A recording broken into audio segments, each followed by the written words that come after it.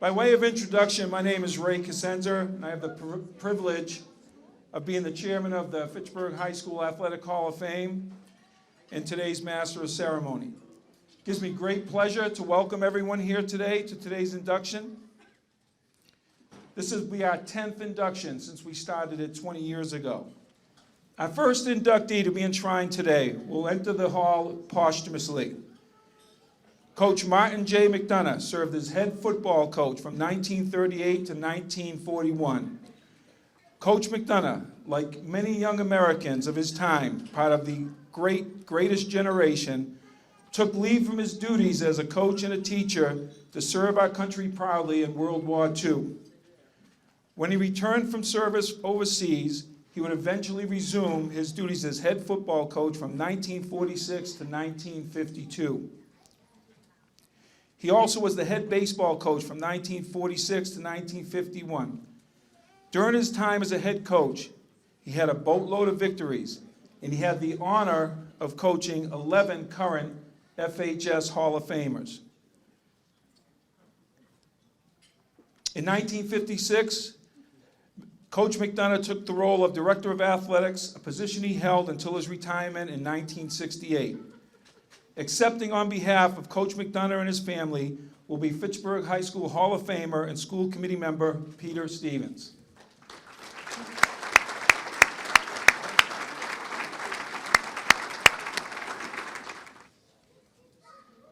Our next inductee comes to us from the class of 1984, David Marshall. David was an outstanding basketball player for 4 years, playing on arguably some of the best Doug Crutchfield coach team in Coach's amazing career. At 6'7", I am told that David became the focal point of the Red Raider high-scoring offense during his junior and senior years. David helped lead the Red Raiders to an amazing 41-4 record over that 2-year period, which included a district championship in 1983. Unfortunately, due to Proposition 2.5, the state did not have state championships that year, which was a shame because that team surely would have been there. His accolades are far too many to mention them all, but here are a few. Telegram and Gazette All-Star during his junior and senior year. Central Mass All-Star. Massachusetts Basketball Coaches Association Top 48 in the state. And Fitchburg High School Team MVP in 1984. David went on to accept an athletic scholarship to attend the University of New Hampshire and play basketball. In true Red Raider form, David never forgot where he came from. He went out of his way in his Hall of Fame information sheet to thank his Biddy League coach, his middle school coaches, and of course, Coach Crutchfield and Coach Cordio. David, welcome to the Hall of Fame.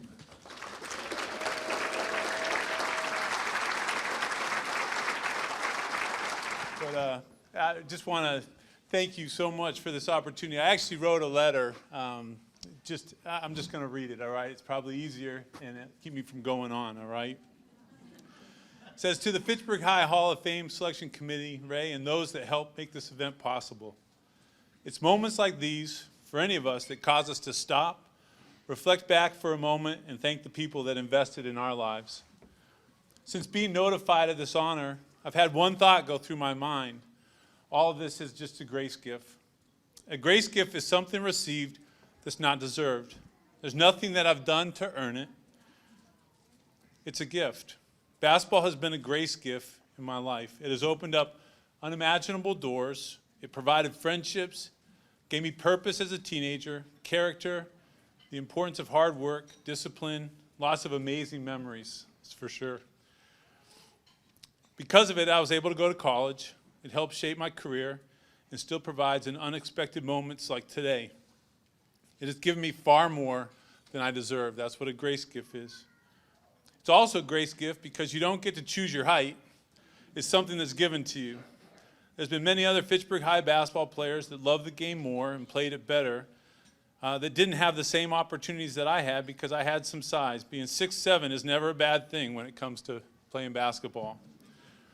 I also had amazing parents who are here today, and a brother and sister who are also here, who are some of my closest friends that supported me cheered me on, and made it possible for me to play. I grew up with a grandfather across the street that did shift work in the paper mills who was able to be home when I got home from school and shot hoops with me more times than I can remember. He made the game fun for me. I was blessed with excellent teachers, guidance, and along the way I had some great coaches from Bernie Keown in Biddy League, Mike Baltier, who I saw actually Friday night at the football game. That was a lot of fun. Coach Conley at BF Brown, Coach Cordio, and Coach Crutchfield at Fitchburg High. We had some of the most amazing fans who traveled everywhere to watch us play. And if that wasn't enough, we hardly ever lost. Even the 1983 season that ended without the state tournament because of Proposition 2.5 was a grace gift because I got to play with that specific group of boys and experience the success that we had. We didn't need a state championship for us to know that we had something special that year. On that team alone, 3 of us went to play Division I sports, and the city of Fitchburg celebrated us like champions that 4th of July when we rode together in the parade. That was pretty cool, actually. My dream was to play Division I basketball, and those along the way, family, coaches, sports writers, newspapers, and teachers really were the ones that helped to make that possible. Off to UNH I went. Some would say that was about as big a failure or disappointment as one can have. If you ever have time, look up our record from 1984 to 89. It was painful, all right? Taught me a lot. Let's just say it was painful, but it was there that God used the lowest point in my young life at that time to lead me to an Athletes in Action Bible study on campus, of all people that Sean Tianhera, who played here under Crutchfield and Cordio from Fitchburg, was leading. Up until that point, basketball was the most important thing, but Sean introduced me to a personal relationship with Jesus Christ, and that decision changed my life. I went on a missions project that summer, met my wife, Christy, who's here as well. Met my wife, Christy, who's here today. We've been married for 31 years. We have 3 boys, Jeremy, Tyler, and Ryan. Ryan and his girlfriend, Lauren, are here in the back as well. It's fun to have them here. As they get older, you don't get to see them as much, and we live in Texas, so it's a little hard. But anyways, we've been doing ministry for over 30 years, and now I have the privilege of sharing and talking to people about a relationship with Christ. And then I'll just close with this. To be honest, it feels strange to be honored for something that so many other people made possible. So today I want to say thank you and celebrate those from Fitchburg that made a day like today possible. It's fun to be here, and I'm extremely grateful. Thank you so much. I really appreciate it. Our next inductee is Johnny Bennett. John was a graduate of the class of 1948. He completed in cross country for 4 years, indoor and outdoor track for 4 years, and played basketball for 2. To say that Johnny was an outstanding runner would be an incredible understatement. During his tenure, he won the Knights of Columbus Central Mass Cross Country Championship, which was the premier race of the times. He was a 2-time state champion, winning the Massachusetts State Cross Country Championship in 1947 in a meet held at Franklin Park. That season, he went on to compete in the New Englands, where he finished 3rd, and the U.S. Eastern Cross Country meet at Seton Hall, where he finished 4th. Johnny's second state championship came in the winter of 1948, where he would capture the Massachusetts Indoor Mile title in the old Boston Garden. One of John's proudest moments came in the late 50s, when he helped establish and organize the first Fitchburg High School ice hockey team. In 1958, he was selected to serve as the first coach in school history. Today, we induct Johnny Bennett into the Fitchburg High School Hall of Fame posthumously. Accepting this honor on his behalf are his sons, Jay and Chris Bennett, and grandson, Jake.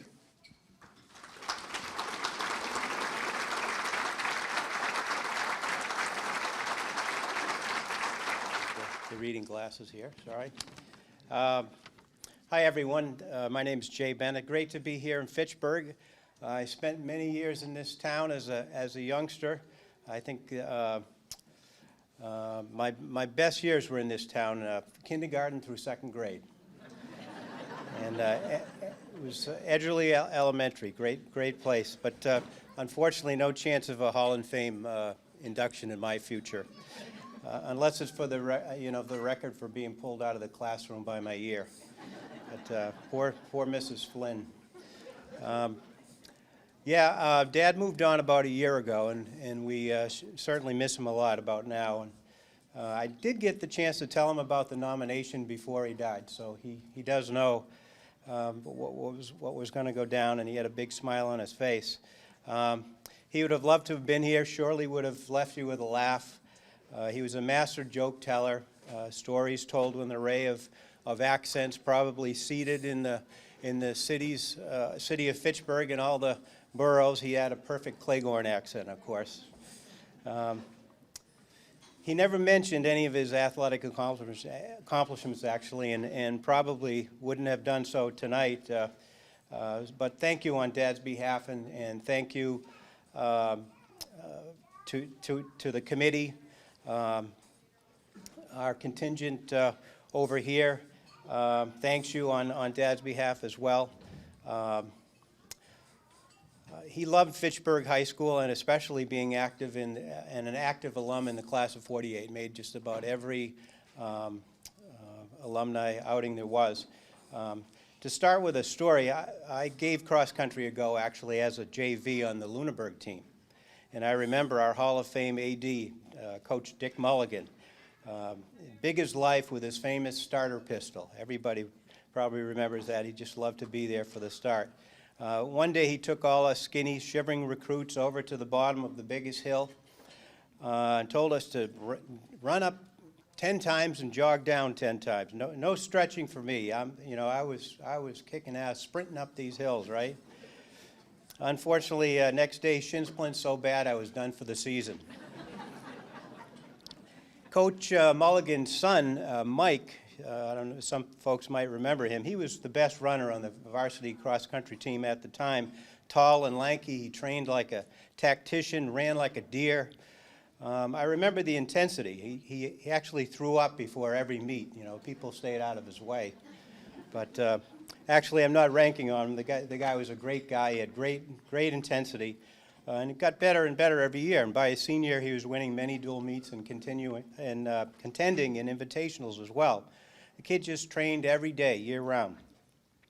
So I really think it takes a lot to be the #1 runner on a cross-country team. So there I was with, some genes of a state champ, thinking, how in the heck did Dad line up at Franklin Park on that cold November day with all those Mike Mulligans from all the cities and towns, 240 runners, and pull that off? It was really a bit of a Cinderella story. And looking back at the archives, and unlike all the Mulligans in the race that day, what was surprising that Johnny's cross-country training path didn't start as a freshman or a sophomore, but late in the summer before his senior year, because that was the first year that Fitchburg High School had a cross-country team. Sure, he had run spring track the year before, and in fact, the Fitchburg High School team had an incredible team. They were undefeated in dual meets for 2 years, so that's a testimony to that team.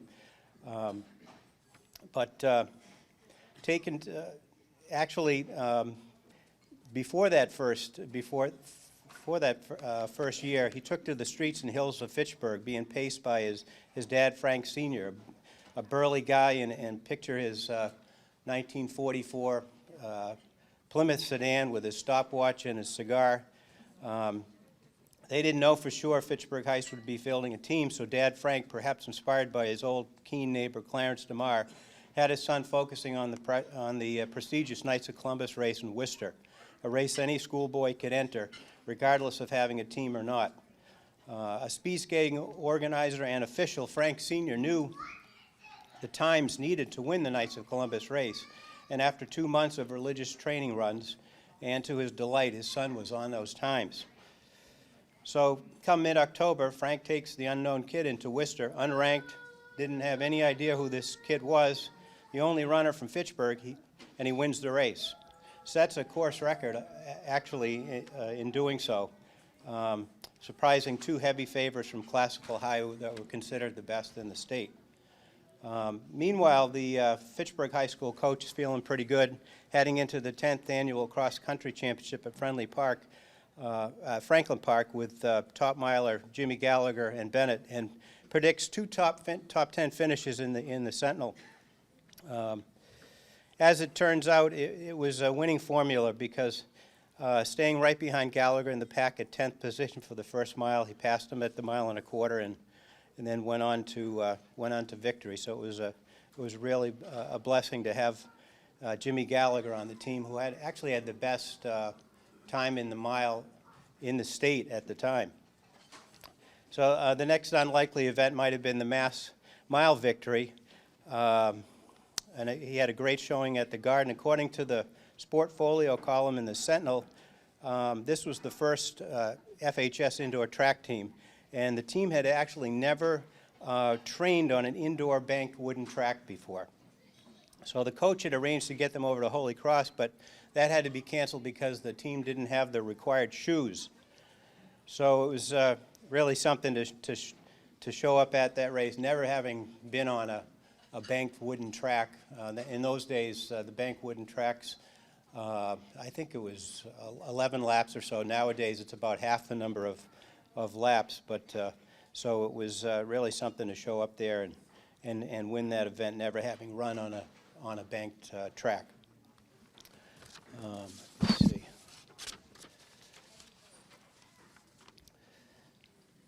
So maybe these victories weren't such a Cinderella story. Unbeknownst to the running world, John had been competitively speed skating for several years at the Mirror Lake skating team, following his older brothers, the Gogan brothers, Carmelita Landry, Arthur Longslow, and competing with future Olympians on a regular basis.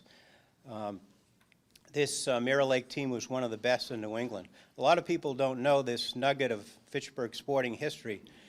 Indeed, as per the 48 yearbook, little Johnny Bennett, as they called him, had won the Silver State Skate Derby in Boston in 3 different age classes. In looking at the archives, he even did one better, winning the New England Speed Skating Championship in all 3 groups. Speed skating events that were a thing in those days. One article talks about 5,000 people showing up at Coggeshall Park for one New England championship, only to find the conditions unsafe on the pond. 2 weeks later, 6,000 people were there for the rain date in 0-degree temperatures. So you can imagine Coggeshall Park, you've been over there, 6,000 people. It was really something. So I'm guessing besides developing his competitive spirit and perhaps some cross-country training benefit, that when Dad lined up at Franklin Park or Seton Hall with all those Mike Mulligans, he didn't think for a second that he shouldn't be beating them. So he just went out and did it. Speaking of the ice, his true love was hockey. A good basketball player, he left a talented varsity basketball team that made the playoffs that year, telling Coach Oliva he wanted to play on the Fitchburg Hockey Club. A chance to leverage his skating speed and hockey with the older brothers. That team recruited some great talent, and they played in the New England Amateur Hockey League Association. So, home games were outdoors at Lowe's Playground. That team, another nugget of history, they attracted several thousand spectators to stand out in the frigid weather and the snowbanks. No Zamboni back then, just a row of 12 skaters to scrape the ice. I think back then I was looking up less than 1% of the homes had TVs in the late 40s. So Bruins on the radio, there was a hunger to see the games. So people went out for these games. He became the leading scorer of that team and represented the Fitchburg on the All-Star team. He would go on to play in the semi-pro leagues, Worcester Warriors, Boston Olympics, Concord Shamrocks, Springfield Buyers, New Haven Flyers, to name a few. And in the 50s through 60s, these leagues got great support, drawing thousands to their games. In the late 50s, my dad and my Uncle Ted led a political effort to get the first Fitchburg High School hockey team established, and the rink at Crocker Field funded. In 1959, the dream was realized, and my dad became the first Fitchburg High School hockey coach, coaching for a few years before his travel made it impossible, handing it over to Al Dito, another Fitchburg Hockey Club player and family friend. 10 years later, I was on the first Lunenburg High School team, and 2 kids from that first FHS team, Ron Wiedela and Al Thompson, were the coaches there, so paying it forward, I guess. The year that the Civic Center opened, Dad came to town as captain of the New Haven Flyers to play the Fitchburg Hornets. Fitchburg hockey had come a long way from Lowe's playground. So who knows, he could have been a great collegiate runner or a marathon, but he never ran past that senior year. The paper said the college coaches were surrounding him after those races. They offered him a cycling sponsorship even. Arthur Longslow took him up on that, and the rest is history there. But my dad, he moved on. He had 4 kids by 26, so maybe finances or understanding the dedication it would take to be a Clarence DeMar, he wasn't going to do it. So instead, he became our dad. He had a blast meeting people through his sales occupation, coaching, playing hockey for 40 years, tennis, skiing, golf, water skiing. He was good at all of them. I couldn't beat him in anything. So telling jokes to almost 89 years old, he was a really fun person. And once again, thank you for honoring him. Congrats to all the honorees this evening. He would be thrilled to be a part of your group. Thank you. Yeah. Oli Marina Wirtz, class of 2002. Oli was a 12-season athlete, competing for the Red Raiders every season during her tenure at Fitchburg High School. She excelled at field hockey for 4 years as a defensive stalwart and indoor and outdoor track for 4 years. She was a Sentinel and Enterprise All-Star on numerous occasions, as well as a Telegram and Gazette All-Star. Oli currently holds records at her alma mater in the 300 meters indoors, as well as the 800-meter relay and the 3,200-meter relay. She also held records in the 600 meters and the 400 meters, records that were recently broken last year. Oli helped lead her team in 2001 finish undefeated with a mid-watch championship, and their 4x200 relay team were district champions, setting a district Division I meet record at that time. Oli went on to continue her education and track career at Wheaton College, where her 2003 indoor and outdoor track teams were NCAA Division III national champions. In 2004, she earned All-American honors, and in 2017 was inducted into the Wheaton College Athletic Hall of Fame. Oli, you can now add the FHS Athletic Hall of Fame to your incredible resume. Congratulations.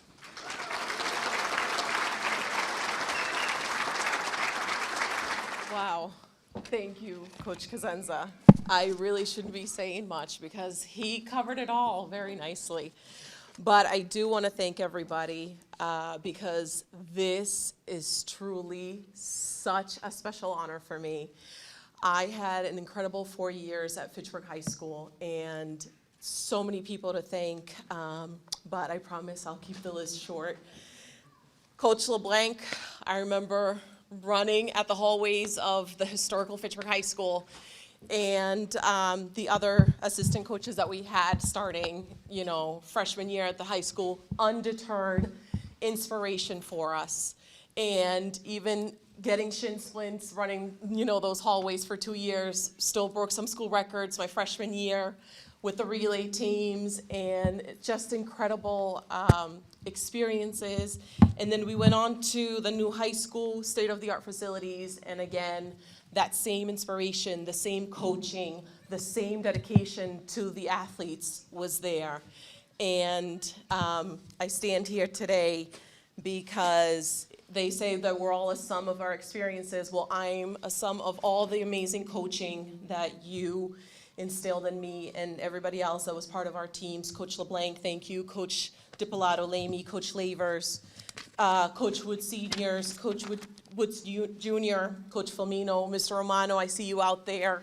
Thank you for everything that you've always done for me. Coach Torigny, wherever you are today, thank you so much. Coach Moore, my mentor, Mr. Alan Toomley, I don't know where you went, but wow, that was so special that you handed me this award because you are family, and I can't thank you enough for everything that you continue to do for me and my family. My beautiful family that's here, thank you so much, Mom and Dad, for bringing me all the way from Venezuela. Look at where I am today. Thank you all so very much. my husband Brian and my children. Obviously, I get to stand here and looking at you, and hopefully one day, you know, you follow in your mom's footsteps and be even greater athletes. And, you know, I'll get to take pictures of you and videos of you. And I just want to say thank you so much, everybody. Congratulations to all of the athletes and the honorees tonight. Thank you very much. Our next inductee is John Marabello, class of 1971. Like many of our outstanding athletes, John competed every season during his tenure at FHS, including football for 4 years, indoor track for 4 years, and outdoor track for 4 years. He captained the football team during his senior year. John was the ultimate team player, always putting the team before his own personal stats and glory. During his senior year, he fractured his wrist and had to sit out for 4 games. He returned for the last 2 games. He primarily played defense with limited action on offense. That was until the second half on Thanksgiving Day. Down 14-0 to Leominster at halftime, he was inserted into the backfield and carried the ball 25 times for 145 yards and a touchdown. That's in one half. Incredible. John's ability on the track was equally as impressive. He competed in the triple jump, the long jump, the high hurdles, and the relay. In 1971, in a meet at Nashua, he shattered the 120 high hurdle record and later broke his own record with a time of 15.6, qualifying him for the States, a record that stood for 15 years. John went on to Norwich University, where he continued his football and track career. It is my pleasure to welcome John Marabello to the Athletic Hall of Fame. Thank you, Ray, for that sensational introduction. My grandkids, Quinn, Emma, and Jack must be in awe. Actually, when they were looking at the booklet, I heard them say, "That doesn't look like Grandpa." That's me.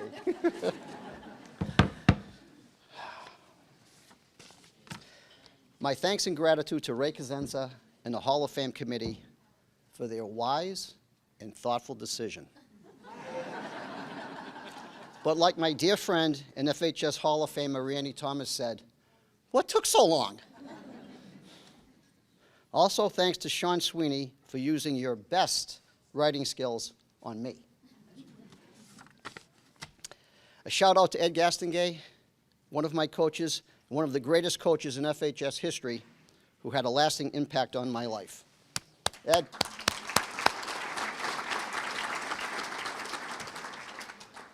This is the greatest athletic honor and the most humbling experience of my life. When FHS Hall of Famer Mike Connery came to my office to personally inform me of the committee's selection, I tearfully hugged him in front of a room full of patients. Thanks, Mike. I hope you'll forgive my overreaction. I want to express my love to my wife of 43 years, Rosalind, and my beautiful daughters, Natalie, Kelly, and Anne Marie, none of whom went to FHS. But today, cheer proudly for the red and gray. Don't you? I want to recognize my younger brother, Frank, my younger sister, Joanne, and my other younger sister, Julie, and my brother-in-law and dear friend, Dennis Thibodeau, for their love, support, and efforts to make this nomination possible. I guess I got my love of football from my dad, who, after a long workday at the paper mills, would come home and throw passes to me out in the backyard, even before his glass of red wine, for about an hour. He would always force me to dive for these passes. He taught me then what second effort was all about. I wish my parents were here today, how proud they would be. Today we celebrate the glory days, the wins, the plays we made. But 50 years after my last game for the red and gray on historic Crocker Field, proudly wearing number 23, it's not just the great coaching, the camaraderie, the sportsmanship, and life's lessons learned that I remember, but also the losses and the plays I should have made. Since we can't relive the past, let's hold on to the fond memories. I would ask my teammates to stand, from Pop Warner to high school. I know you're out there.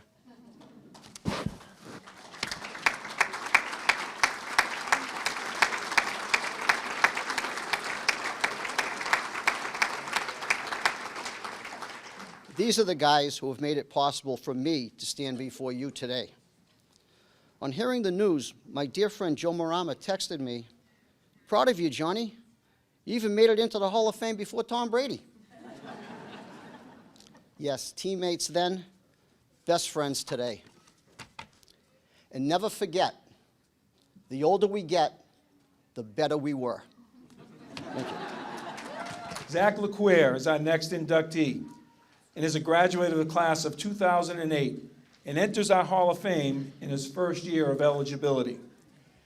Zach participated in football for 1 year, but excelled in ice hockey for all 4 years for the Red Raiders.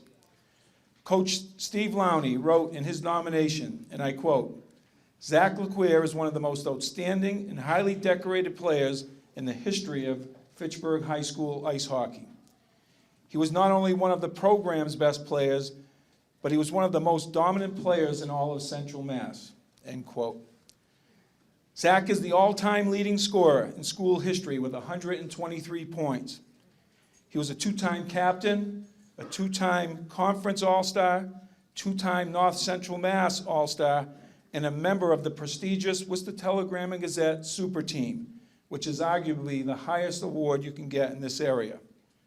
He remains the program's all-time leading scorer and is still only one of 3 players to surpass 100 points in his career. During his final 3 years, the Red Raiders compiled a record of 51, 12, and 5. Now, as I mentioned earlier, Johnny Bennett was responsible for starting ice hockey at Fitchburg High School in 1958. However, some 50 years later, Zach LeQuire is responsible for helping bring the program to an elite level. And Zach, about your twin boys, we have school choice. Zach, welcome to the Red Raider Hall of Fame. It's an honor to be here today, standing up here as a Fitchburg High School Hall of Famer. I have a lot of good memories from high school. Most of them happened on the ice. I want to thank my coaches, Shalafo, Brooks, Cormier, and Steve Lowney. You guys pressured me every day, pushed me, practice, and during games, and are a big part of the reason I'm standing up here today. Most importantly, I want to thank my parents. Being a hockey parent means that you're spending some amount of time every day, every week, every weekend in the rink. Without them, I wouldn't be here today, standing up here. So thank you, Mom and Dad. And thank you to everyone else here today. Ray, thank you. And congratulations to the rest of the inductees. Thank you. Next up, Sarah Conroy Early, class of 2006. Sarah participated in field hockey for 2 years and competed in indoor and outdoor track all 4 years. Now, Fitchburg High School has had our share of outstanding female track athletes, many of whom have preceded Sarah into this very Hall of Fame. However, few have dominated the sport like Sarah did during her tenure. Here is a list of her accomplishments, and they are endless, so we can just name a few. 3-time captain, 7-time Sentinel and Enterprise All-Star, Sentinel and Enterprise Scholar Athlete of the Year as a senior, District E Athletic Directors Award, 2-time All-State Champion in the high jump, 2-time runner-up in the New England Championships in the high jump.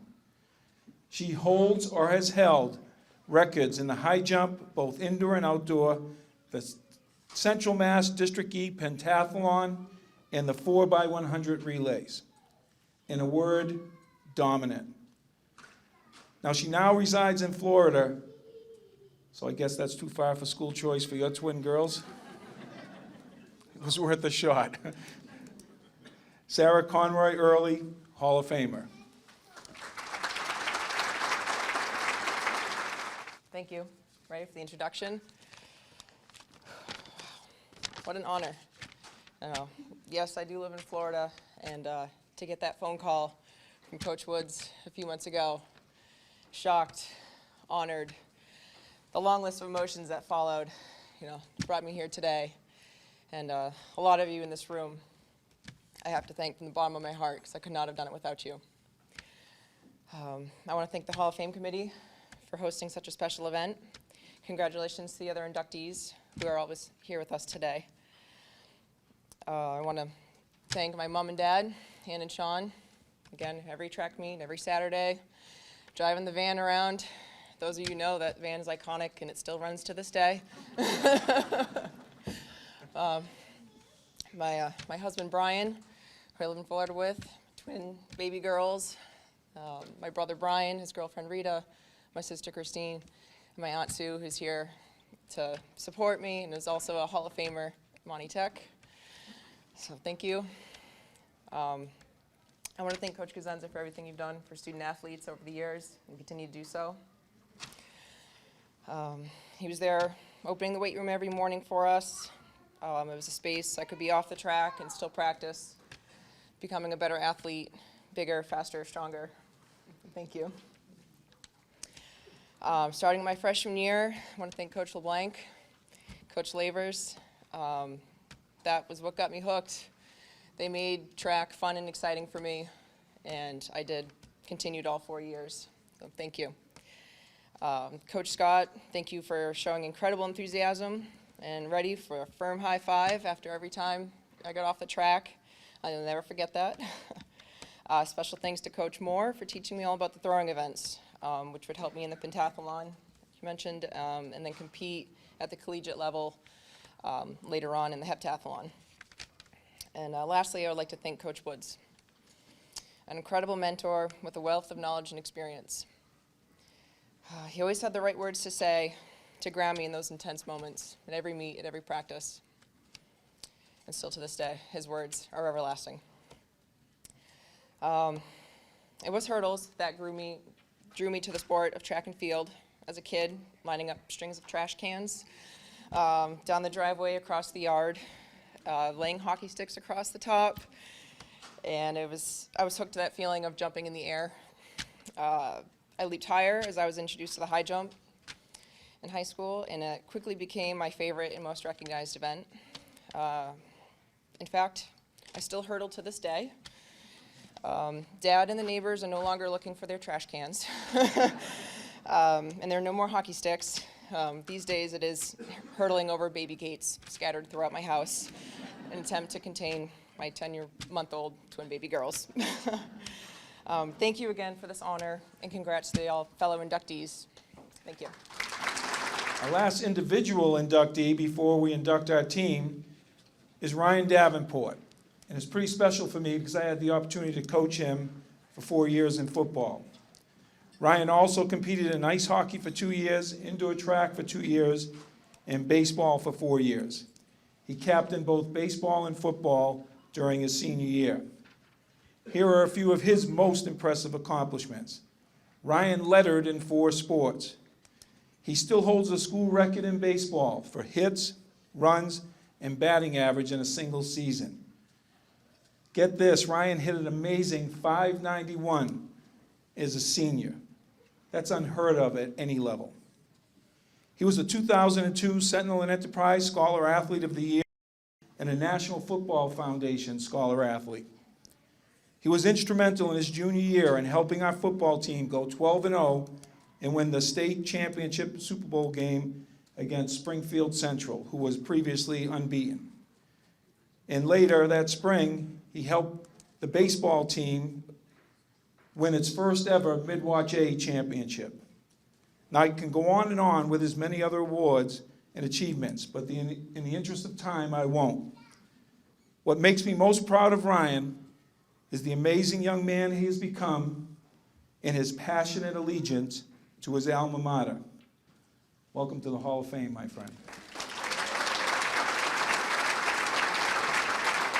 Thank you, Coach. Thank you, everybody. Let me get set up here. Thank you, Coach Cosenza. We appreciate the introduction, and we thank the committee for this tremendous honor and this incredible event.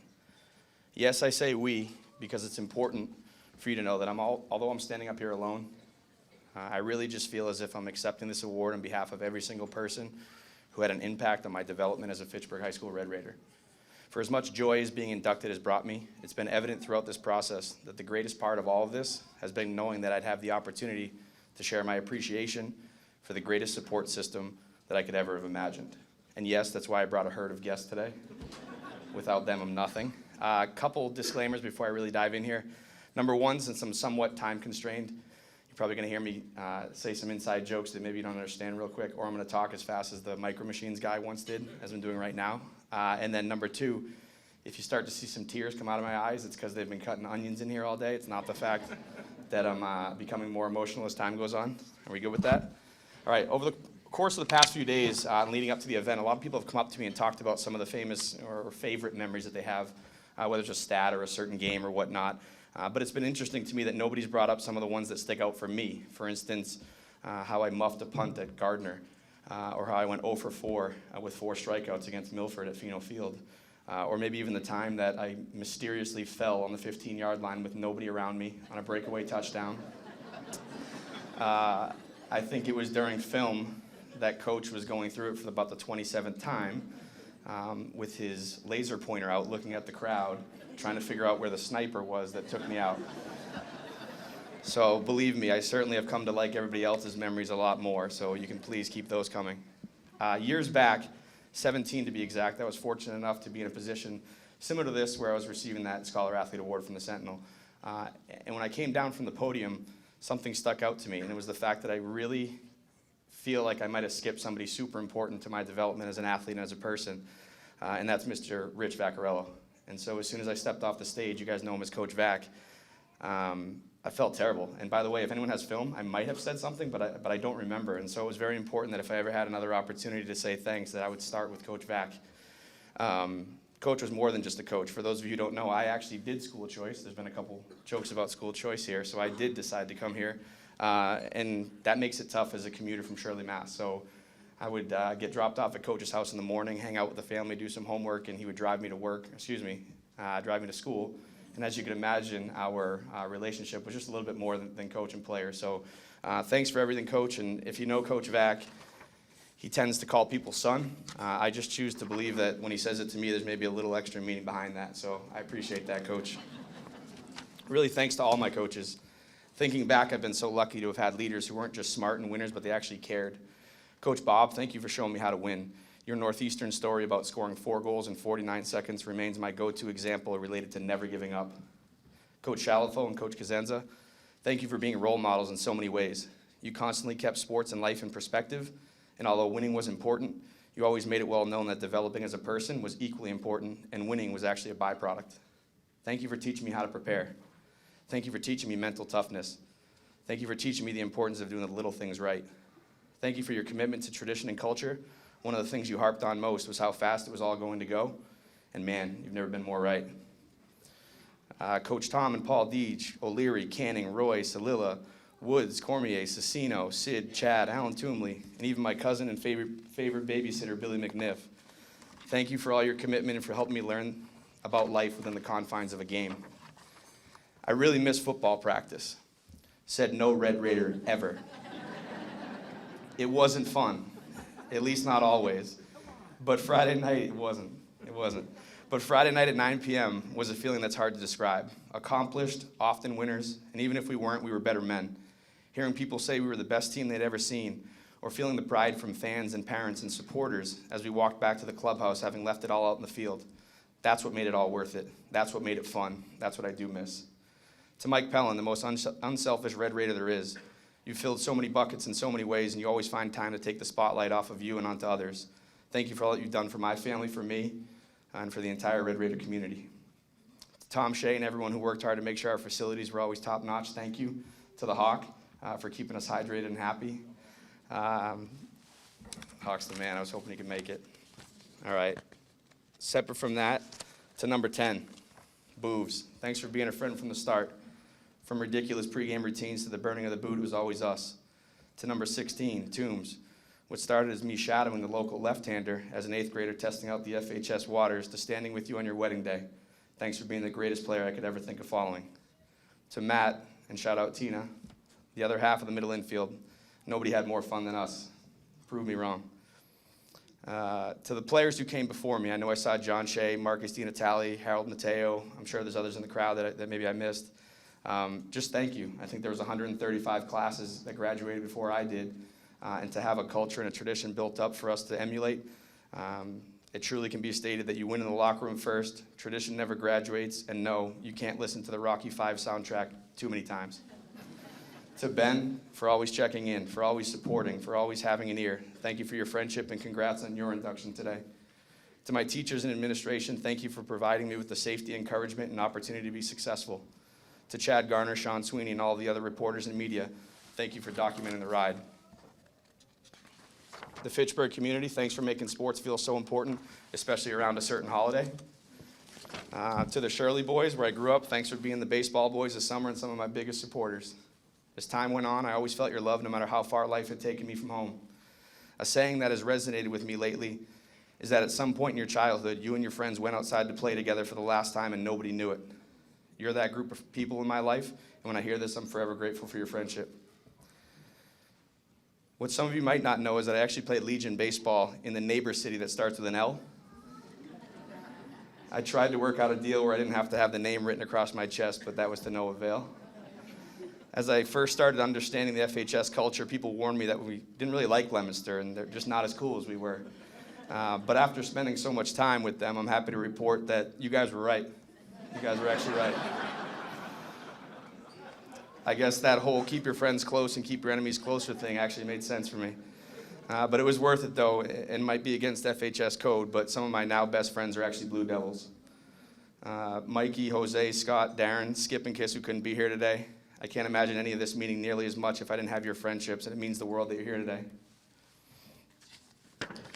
Plus, after going undefeated against Leominster football, why wouldn't I want to keep you guys around? Remind you a little bit of that. To CC Chris Colabello, who started off as a rival at Milford and ended up as a friend. Thanks for the love. To my extended family, inclusive of my parents' friends, who have since become my friends, thanks for showing up when you could. I'm honored many of you are here today, and I know those who aren't are either wishing they were, or they're watching down from heaven and soaking it all in. I love you all. An additional special thanks to the Red Raider alums amongst this group of my dad's friends who taught me the importance of history and how to do a La Source Thanksgiving tailgate right. There is no better feeling than seeing friends and loved ones in the crowd or after the game, and I know there were long nights and cold and rainy games, but I can't tell you how much it meant to me and everybody who was on the field. To Mark Rice for your nomination and your endless fandom throughout the years.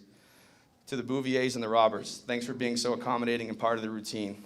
To Kev Booves, who couldn't be here, thanks for holding me accountable.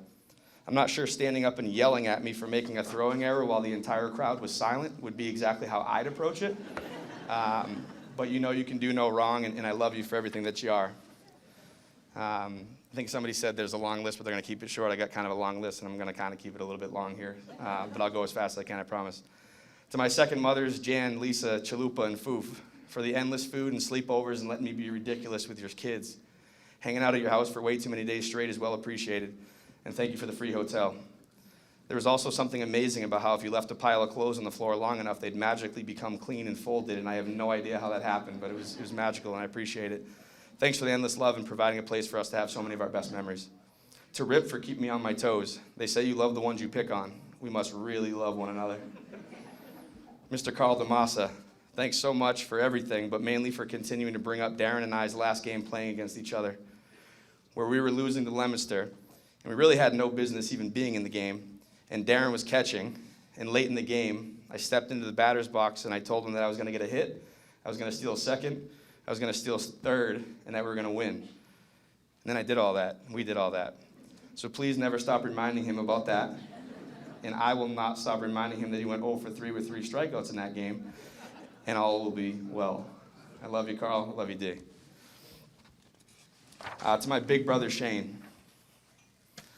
Thanks for being the carrot I never stopped chasing. Thanks for never going easy on me. Thanks for allowing me to always have someone to throw the ball with or compete against. Thanks for including me.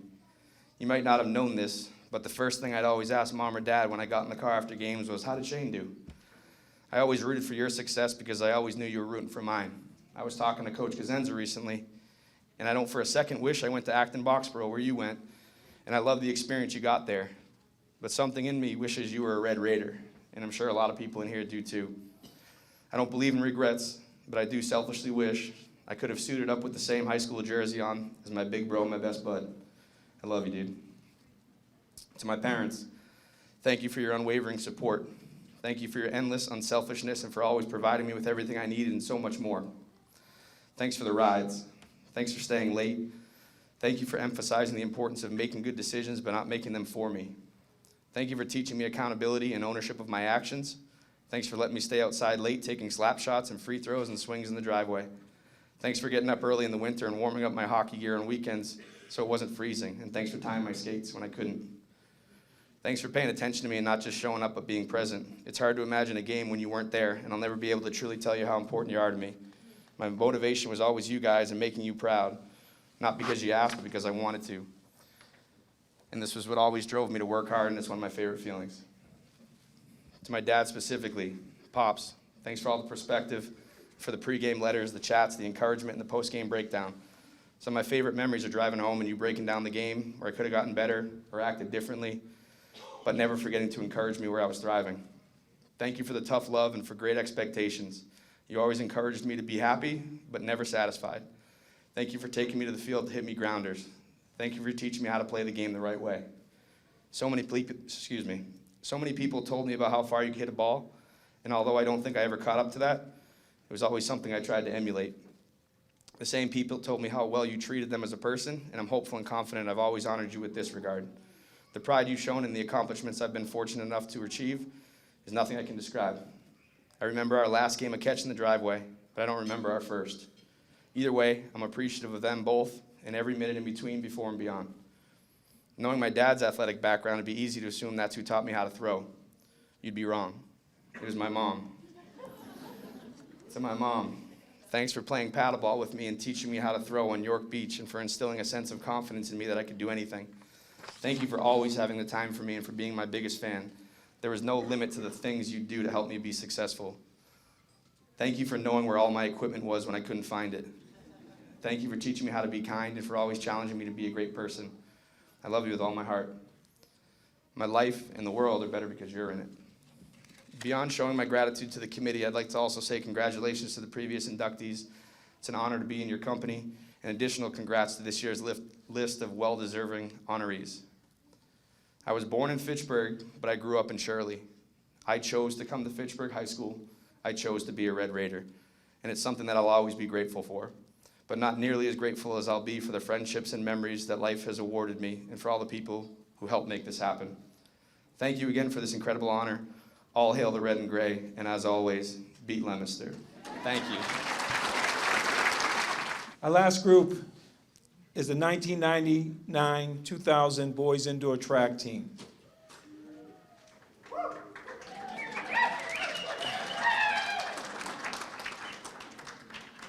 I am going to ask Coach Chris Woods to come up and talk about that team and introduce them to you today. Head coach, Chris Woods. Good afternoon. Before I begin, I'd like to congratulate my fellow FHS alumni on their inductions today and for their accomplishments while representing the red and gray. I'd like to take a few moments on behalf of the team and extend our sincere thanks to the FHS Hall of Fame Committee for inducting us. To Harold Mateo, class of 2000, who was a driving force behind our nomination, and Ray Cosenza for his tireless efforts in organizing this event. I would also like to thank my fellow coaches. First, Steve Shifty LeBlanc, who is with us today from Florida. Jeez, I get so emotional. Steve is with us today, and he was my class advisor back in 1973. We later coached side by side for too many seasons to count. Yes, coaching creates friendships that last a lifetime. My boys know I'm always emotional. And our friendship is an example of that, Steve. Secondly, to my late father, Don Woods. He was inducted into the Hall of Fame. Thank you.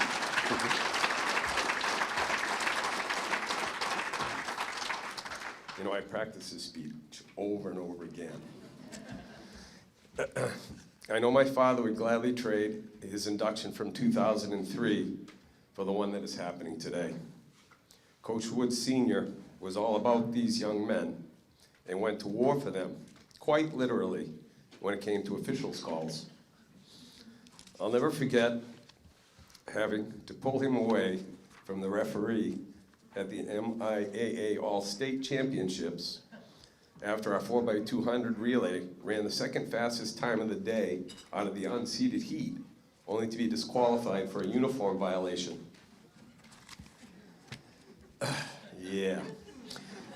Dad would be pleased to know that years later, the National Federation of High Schools realized how ridiculous that rule was, and has since modified it to something that makes a little more sense than it did on that day. And finally, special thanks to my assistant coach, Aaron Flamino.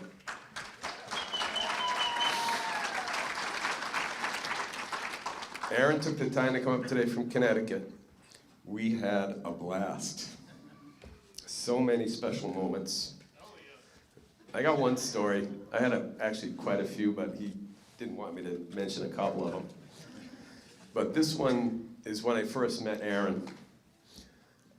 Aaron took over the cross-country job at B.F. Brown after I had moved up to the high school as the head coach of Fitchburg High School cross-country, replacing my former coach and mentor, as well as good friend Ann Gassingay, who's also at my table. It's a great table.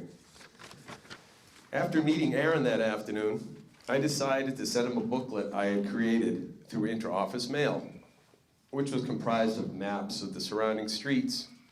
Each map included the distance measured with my car, and they were intended to be used for different runs and workouts. I called the booklet The Runner's Bible. A few days later, I see Aaron again in front of B.F. Brown.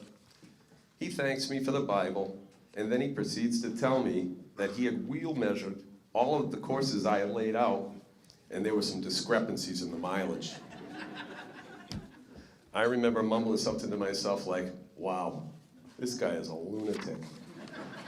I gotta get him on the staff. Early in my speech, I had referred to my athletes as young men. Typically at the beginning of each season, I would have a team meeting and tell my athletes that now that they were at FHS, they were no longer boys, but young men. Yes. I tried to emphasize to them that from this time forward, their actions would not only reflect on themselves, but on their family, on their community, on their school, and of course on their team. This team got the message, and throughout that season I received many compliments on how well my young men conducted themselves. I'd like to thank my seniors from this team for their incredible leadership. I firmly believe they set the table for the teams that were to follow them upon their graduation in the spring of 2000 over the next 3 years. And I have to make a case in point.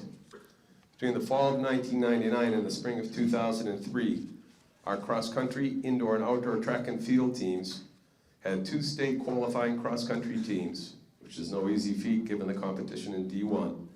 One Wachusett Invitational Cross-Country Division I championship, captured 8 district meet titles, 6 Mid-Wash League titles, and compiled 4 undefeated seasons. Our one-loss record during that time was a not too shabby 63-16-1. Finally, I'd like to thank our underclassmen. My seniors are always told that nothing happens without the contributions of the underclassmen. But given the right guidance and support from the seniors, the underclassmen would score additional points for a team by providing depth in both individual events and relays. Speaking of underclassmen, I have to add a little piece to this speech. This morning I got an email from a member of the team who was unable to attend today. He is legendary. His name is Brian Marotta.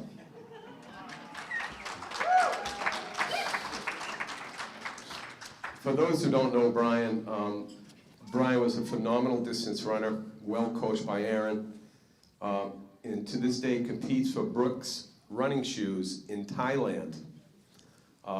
He comes back and forth to the States from time to time, but if you go to Facebook and look up Brooks Running Thailand, you'll see Brian's picture all over the place with trophies. He wins marathons, all kinds of things. So anyways, he writes me this morning, says, "Hi, Coach. I think often about how free my spirit was."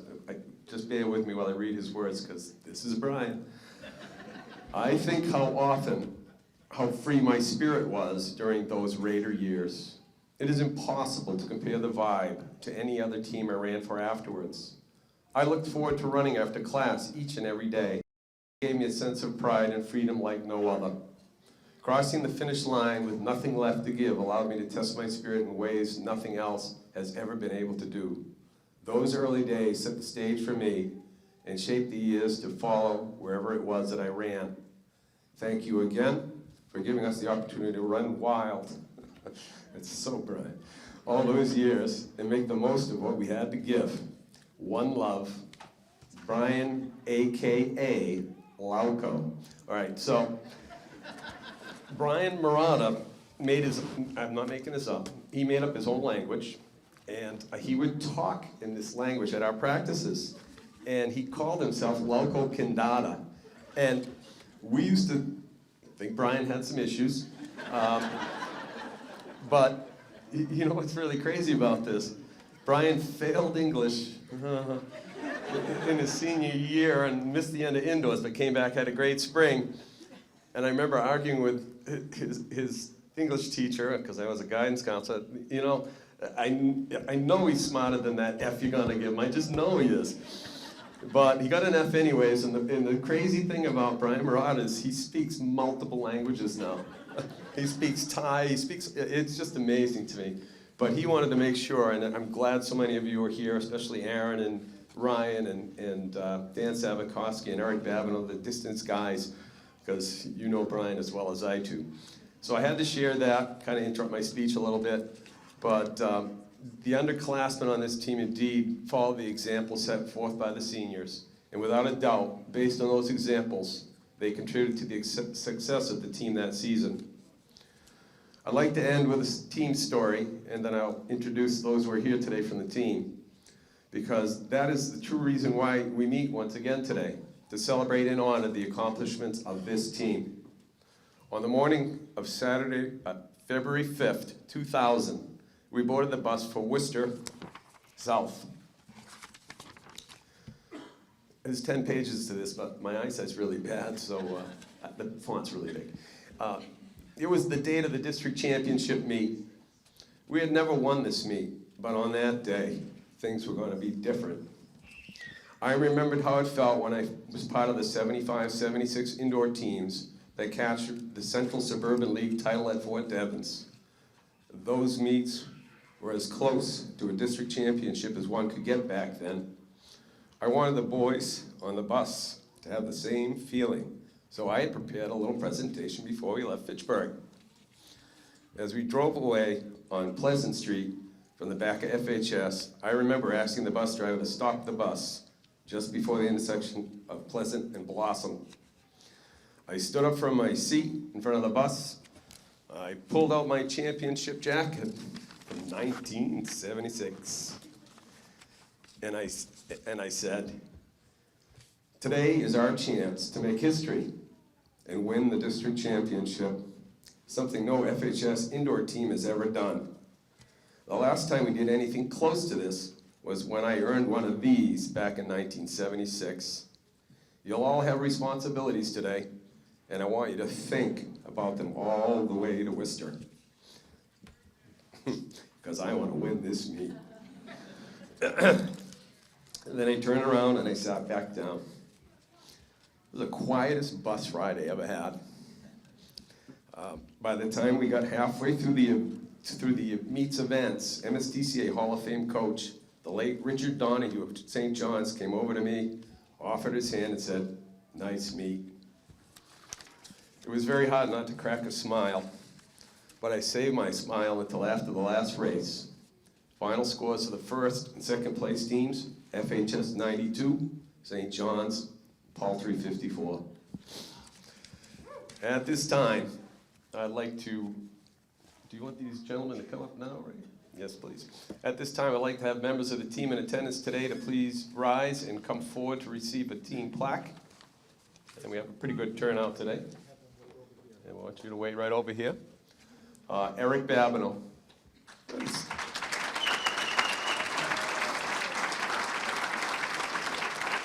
Class of 2000. I'm going to give the year a grad. I like doing that stuff. Andrew Bizon, 2003.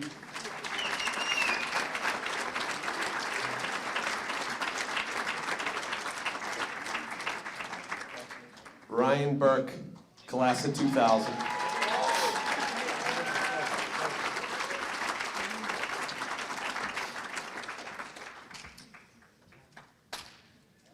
Come on, distance man. His jacket weighs a lot. Brian Bouvier, 2002.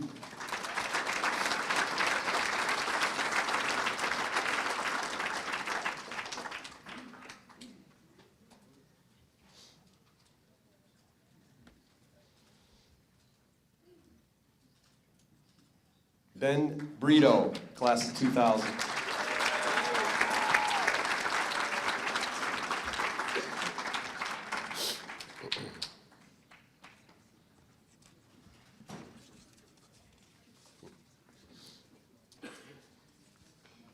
Ben could still high jump. There's no doubt in my mind. That's what Mike Karen, well. Mike Karen, class of 2000.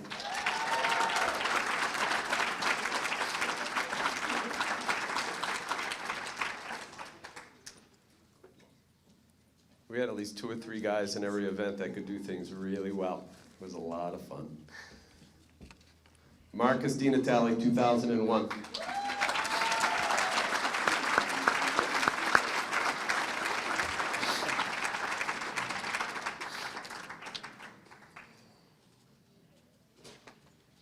Matt Eppy, class of 2000. That man.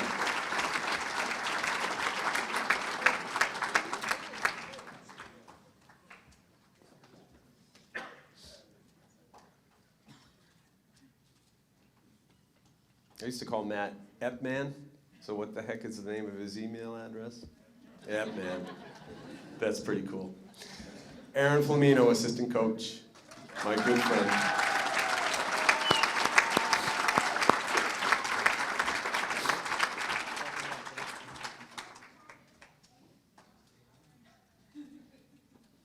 Scott Gendron, class of 2000.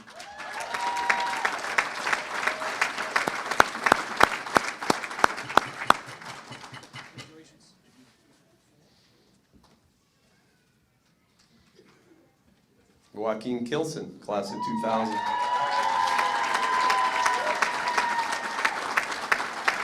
So got that swag.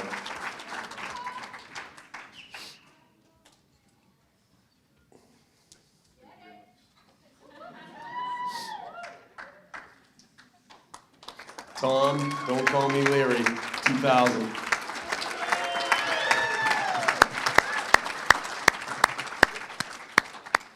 There's always leery about Tom. Good reason. I know. Harold Mateo, class of 2000.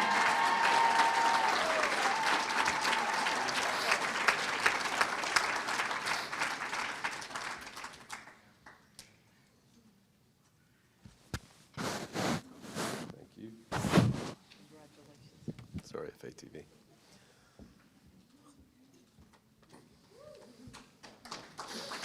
Matt Pichicudo, class of 2002.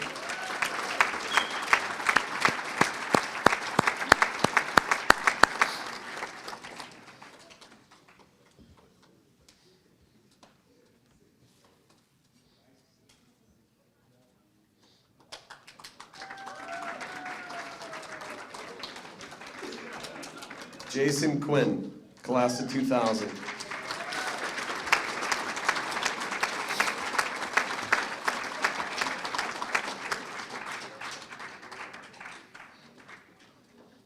Jay could still run the 300.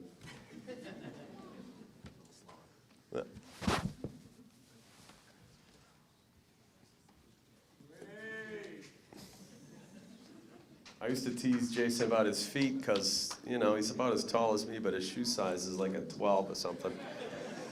And I just firmly believe that's why he could run so fast a long jump. Anyway, Ben Roberts, class of 2002.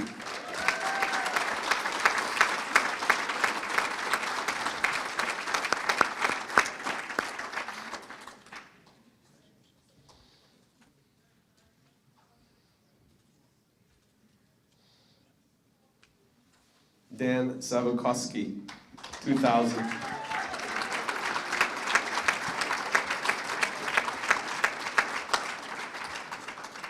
One of the best things they did at Fitchburg High School was move golf to the fall. And so I got Dan in the spring, as well as the winter. Ray Mel Downtown Scott, 2001. 7-man could fly.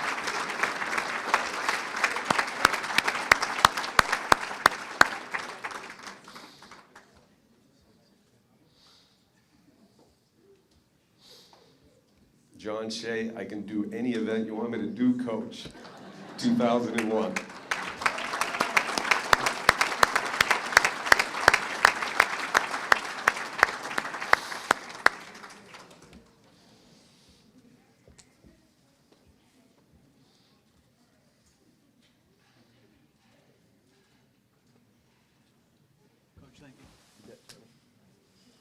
I'm going to call these two guys up together because I still don't know which one is which. Ethan Shea and Nathan Shea, 2003. You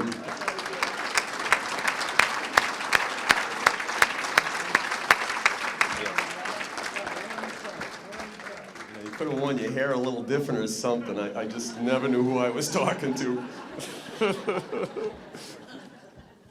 All good.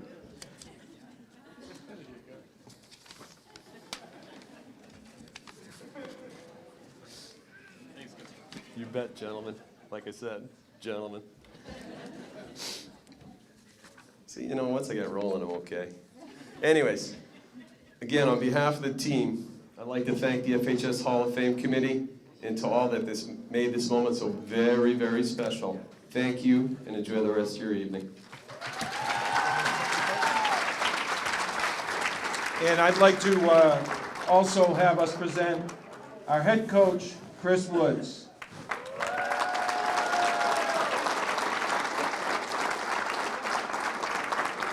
So while Coach is getting his picture taking, I'm going to ask the team to come out in front and on top of the podium for one team picture up here. Come on.